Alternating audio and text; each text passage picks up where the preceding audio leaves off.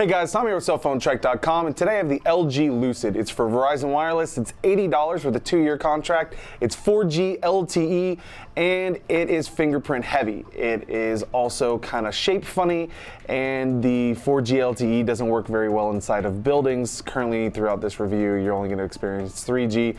I had to go outside to really experience 4G, so that was kind of a bummer too. But it's decent, it's 80 bucks, and it is LTE when you're, driving around, you're at the bar, you're hanging out with your friends at the beach or the park. If you're in a 4G LTE area, it works out pretty well. But unfortunately, for some reason, we can't access LTE here, which we normally do, so that's something to consider. Let's take a look at the full review for the LG Lucid here today. Got it right here, so let's take a look. So here we go, we have the LG Lucid. It is, like I said, fingerprint heavy right here. Let me just clean this off. We'll get back to this in like 5 minutes and you'll see what I'm talking about. But also on the back, we have a 5-megapixel camera here. It's got a 1700 mAh battery, really thick, and that's basically that big heavy battery's really here to support the 4G LTE because that's kind of a battery drain. Single LED flash, 3.5mm headset jack, power key here on the right. And then you have this matching button on the left that does absolutely nothing. In my opinion, they should have put, like, this should be the camera, like the camera shutter key. Go boop, like that. Volume rocker bar right here.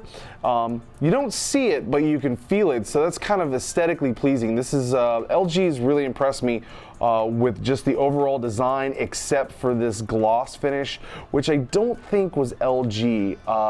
The Spectrum was very similar with this fingerprint heavy material, but the LG Nitro, which is a copy of the Spectrum for AT&T, was made out of a different material. So I think Verizon's to blame. So let's not blame LG on that. A lot of the characteristics, visual characteristics, come from requests of the not the manufacturer but the actual reseller. So that's Verizon's fault. Haha. You also have home, back, search, and menu key. Will be upgraded to ice cream sandwich. It's currently running gingerbread at 2.3.6, but it will get an ice cream sandwich update here in the future. When, nobody knows. But as you can see, you've got this nice streamline here, and then kind of opens up, and you have this curved top down here, and it's a little more flat down here. Micro USB charging port here on the left-hand side. On the right-hand spine, nothing but the power key. So, and you've got your speaker ports down here in the back. So, we cleaned it off, and you see how fingerprint heavy it is? It's just what it is. Gorilla Glass front, and let's go over here. And you can see very quick, not laggy at all, but definitely a little different than gingerbread you've seen in the past. It's running an LG skin that you saw again on the Nitro HD and the Spectrum, with that very interesting app organization. You can either have it in these like communication in these little subfolders.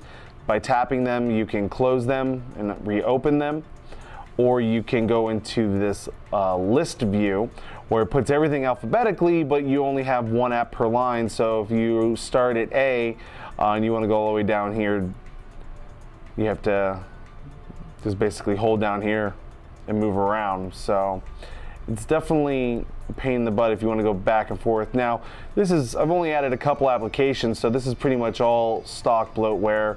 Netflix, phone, places. Plants vs. Zombies came on here, like right off the bat. That was kind of interesting. Quadrant Standard, we put that on here. Rich Note was on here when we started as well. Share Genie, Smart Share Speed Test. It's got 1 gig of RAM. And the screen is a pretty simple, it's an SLCD,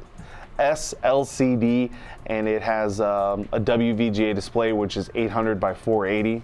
So that's, a lot of last year's specs, even though it is a mid-range device. For $80, I mean, you can get the Resound for $49.99 on 2-year contract through Verizon right now, and that has a 720p display, much nicer camera, and much better user interface, at least in my opinion. So that's that's something to think about. But the 4G LTE that we did experience was very nice. Call quality, we had no problem hearing people. People had no problem hearing us. The microphone was actually very good on speakerphone. We would just slowly kind of back away until people said that they couldn't hear us anymore. We could actually get about 7-8 feet away from the phone before they couldn't really understand what we were saying anymore. So the noise cancellation and the mic pickup on this phone is actually really decent. It's got a nice 4-inch display, so it's not too big, and the standard medium-sized hand will be able to hold on to this phone pretty well if the slick cover itself doesn't, prevent you from it sliding out of your hand. Overall speeds with 3G, I'm not a big fan of Verizon's 3G. It's not that good compared to other carriers. When you look at somebody such as like T-Mobile or even AT&T's 3G. Comparatively, I'm not a big fan, but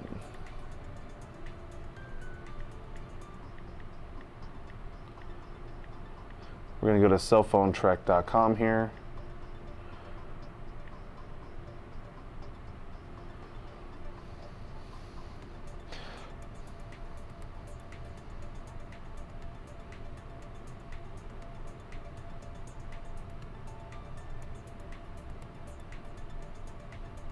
So it's loading up fairly quickly. A lot of images, as you can see, a lot of pictures, a lot of different data, social plugins, things coming in. But, for a full load at 3G, for me to be able to get in here and do what I want to do. Yeah, so here we go. And on data-heavy sites like this, non-mobile sites, you don't have a lot of lag, but as you can see, there's some. And with the WVGA display, reading smaller fine print text, it gets a little blocky, so you're not going to want to read for extremely long time on this device. But overall, playing simple applications and games, such as your Angry Birds and things like that, your standard basic go-tos, it's not that bad, and it's going to do the job. But overall, the LTE is real nice for, data connectivity, browsing on there. But with the lack of a really good screen, you're not going to want to do a lot with it. And watching, standard YouTube videos, a little pixelated at times. So something to consider. Texting on the device is pretty simple, pretty easy. We'll create a new message here. Get a nice keyboard. Subject, you can priority delete it. All messages as well. Let's see if I remember correctly here. So you also have come in here, options, different symbols as well. Go back to ABC. You can tap. You have a standard little click noise. You can change the settings in here as well. Let's go home and menu settings.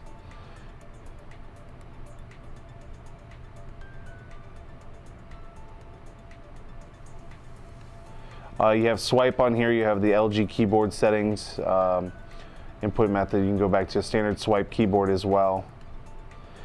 User dictionary, add and remove words from the user's dictionary. So you can put your words in there that you're using, such as maybe use formal names for your brothers, sisters, etc. You can put them in there, so it will auto correct to them instead of you put in some put in Jose or whatever, and it puts in hose or something like that, and it's like no, I'm not trying to talk about is hose coming to dinner. I'm talking about is Jose coming to dinner.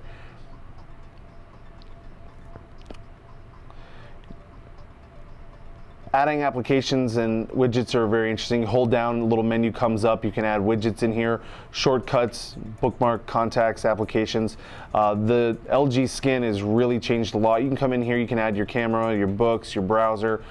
Go down a little bit, add your Netflix, Plants vs. Zombies, rich note settings. You can add all, like I selected five all at once. It's pretty simple. You can arrange them where they need to go. A little grid comes up that says, hey, this is where it's at. Maybe you don't want books. You can come down here, hit remove, and it's pretty simple. And then there you go. It's telling me that I have low battery as well. Go into the camera here real quick. camera does have an autofocus. You hold down on it here. And that was the interesting part there, what I discovered earlier. You go all the way down here in the bottom, you have a shutter sound, standard, or you have click. So I decided to keep it on click to let me know that's when I took a photo. We'll go in here. There's no dedicated camera capture key. You actually have to hold the screen. Hold this down, it will autofocus. But half the time it decided to autofocus. Didn't really give me the shot I was looking for. When I tapped on the interior, it would autofocus. It would come up like that. And it would come up with the little AF there in the corner. But definitely a lot of, you know, your shot mode, timer, color effect, white balance, ISO, screen mode, image size, focus. You actually have face detection on here as well. They've definitely really improved their camera application that they have. Switching between forward facing and rear facing very quick, and switching between video and single scene capture very quick as well. It will record 1080p HD, however you're not going to want to watch it on this device with no HD capability. So again, that's the downside of the WVGA display. If you're going to spend $80 and be stuck with something for 2 years, even though usually after 12 months you can usually get an upgrade if you're a long-term customer. They normally do that and give you the full discount as well. At least I know Sprint, AT&T, and T-Mobile do that. I don't know if Verizon does that, but I would assume since all the other three do, after 12 months you can usually re-upgrade for another 2-year contract.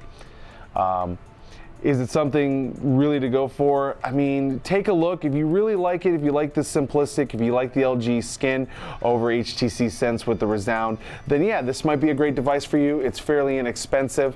You have it for, you know, 80 bucks or $79.99, 2-year contract. You know, even though if the fingerprint thing is really not your style, you still have a huge battery. Get throughout the entire day most of the time using it. You know, LTE is a definite benefit, but with the, you know, limited memory that it only has 1 gig of RAM, with your limited onboard memory as well, with very proprietary systems like this with their LG skin, and being a lower end device, if it doesn't sell well, you're definitely going to be a phone that Verizon and LG are probably going to forget about, so you might never see the ice cream sandwich update. This phone probably would have done much better if it had launched with ice cream sandwich already on board, and it's really silly for them not to have done it. It was probably something in hindsight, maybe something they'd been working on for a while and then kind of got put on a back burner, and then they were like, you know, maybe when Gingerbread first came out, especially with a lot of last year's specs, you know, the screen, 5 megapixel camera, only a 0.3 megapixel VGA camera forward facing. But again, it's not for those hungry power device people. Some people don't want all the bells and whistles, and if that's the type of person you are, this is a really great device for you. The camera's good, talk quality's good, long battery life, it'll last you all day. When you do go on the internet, you'll have 4G LTE, so you'll be able to browse everything real fast, super quick app downloading and updating. You download an app once, but you're probably going to update that app maybe 10, 20 times over the life of that app, and so that's something that can take up a lot of time, especially if your phone wants to do them all together, and using the LTE built into the device is quite fast and very nice. Again, I'm Tom with cellphonetrek.com. This is the LG Lucid. It's clear to see that this phone is a great mid-range device. See, Lucid, clear. I finally figured it out. Anyways, I want to say thanks for watching. Find us on Facebook, find us on Twitter. We're all over that social media stuff. We don't even have a Tumblr. We should have a blog for our own blog. That would be new age right there. I really think it would. Who am I looking at? There's nobody there. Or are they over there? I can't remember anymore because I've been trapped in this room forever. Anyways, so I want to say thanks for watching. Most of you don't make it to here. If you make it this far in the video, put down in the comments that you made it this far. And out of the people who do that, I'm going to send you guys a prize. I'm going to contact you guys. You guys are going to get a prize. Probably free swag from CTIA when we go next week. That's next week, guys. So check out all our news coverage from CTIA 2012 at Nollins. It's in Nollins this year, isn't it? Yeah. So I want to say thanks for watching, and I hope you guys have yourself a great day.